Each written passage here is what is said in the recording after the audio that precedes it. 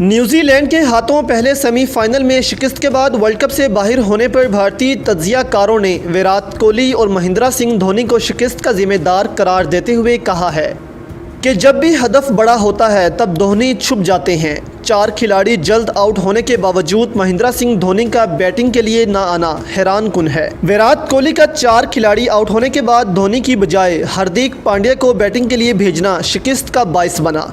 भारतीय निजी TV NDTV पर वर्ल्ड कप के पहले सेमीफाइनल में भारत की शिकस्त पर तबसरा करते हुए माहिरीन का कहना था कि हदफ के ताक़ुब में 4 खिलाड़ी जल्द आउट होने के बावजूद महेंद्र सिंह धोनी को बैटिंग के लिए क्यों नहीं भेजा गया। माहिरीन क्रिकेट का कहना था कि 4 खिलाड़ी आउट होने के बाद महेंद्र सिंह धोनी को मैदान में आना चाहिए था। सबका यही ख्याल था कि भारत के मिडल ऑर्डर की नाकामी के बाद मुश्किल सूरत हाल से निकालने के लिए महेंद्र सिंह धोनी जैसा तजुर्बाकार बल्लेबाज करीज संभालेगा।